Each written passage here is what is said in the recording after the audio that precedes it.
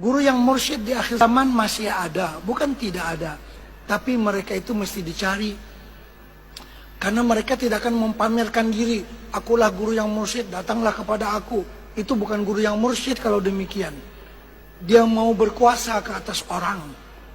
Dia mau menguasai orang. Guru yang mursyid itu sangat tawadhu. Dia tidak mau menjadi ketua kepada orang. Menguasai orang lain dia tidak mau. Tapi di saat ada orang yang datang untuk meminta tarbiyah dari dia, dia mesti memberikan waktunya. Karena dia juga dipesan oleh guru sebelumnya, wakun ra'ufan rahiman biman yattakhiduka syaikha. Jadilah kamu kasih sayang seperti Rasulullah kasih sayang kepada sahabatnya, kepada orang yang menjadikan engkau sebagai gurunya.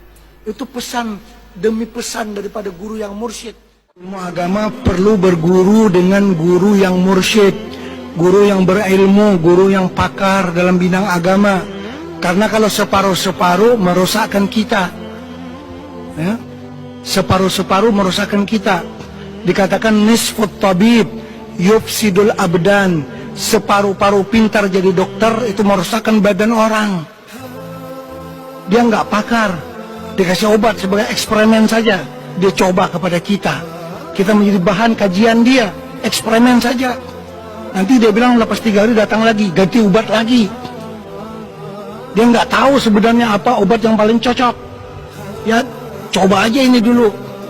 Jadi kita menjadi bahan kajian dia. Nisfut tabib yufsidul abdan.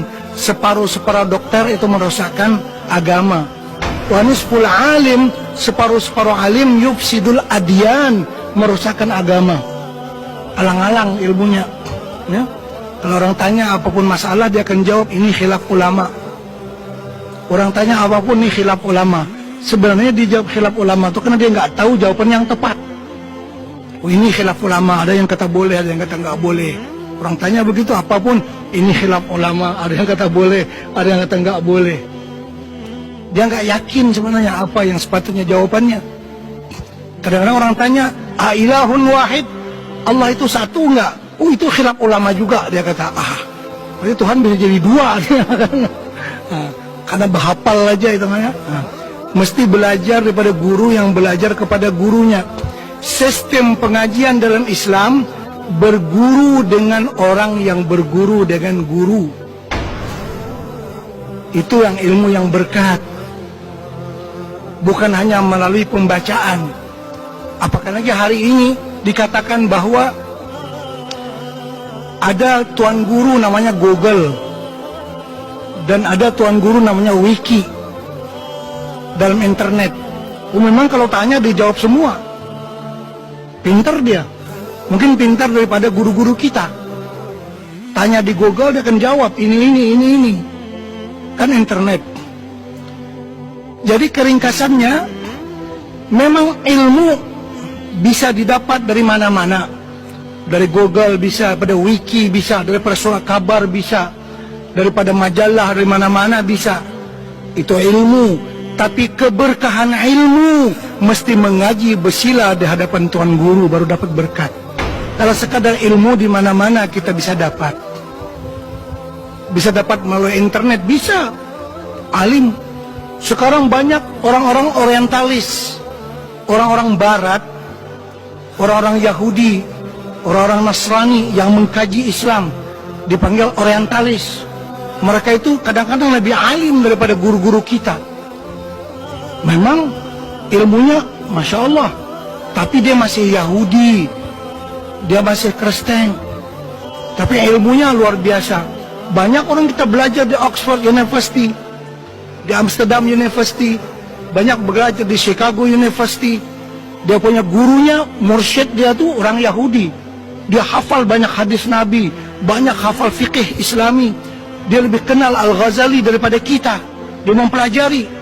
Tapi dia masih Yahudi. Orang Islam gak pernah mandi junub. Tapi ilmunya luar biasa. Ya ilmu bisa diambil daripadanya, tapi keberkahan ilmu tidak ada. Kita maunya ilmu itu yang berkat. Uang pun maunya berkat. Uang kita bisa ambil mana-mana. dengan cara riba bisa kaya, tapi berkat nggak? Kita mau keberkatan daripada usaha kita. Anak, kita mau anak yang berkat. Apapun, kekayaan mau kekayaan yang berkat. Ilmu yang berkat. Ilmu yang bisa kita amalkan. Tapi kalau guru kita orang Yahudi, dia beramal apa? Nah, sekarang banyak sudah orang membuat kajian itu ini, pergi ke luar negeri, membuat perbandingan, berguru dengan orang-orang Yahudi yang seperti tadi.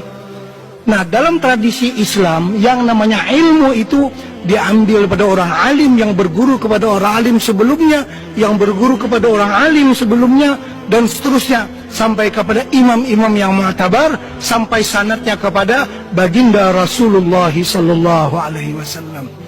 Termasuk ilmu yang kita pelajari ini, Hidayatus Salikin ini, ada sanad yang muttasil dari kita melalui guru kita, gurunya sampai kepada Imam Al-Ghazali rahimahullahu ta'ala. Sanad yang muttasil. Itu tradisi mengaji dalam Islam. Bersanad, berguru. Bukan cuma baca di Google ataupun baca di wiki tadi apa semua, tidak. Itu bisa saja untuk dapatkan ilmu, tapi nak dapatkan keberkahan ilmu itu mesti mengaji, bersila di hadapan guru.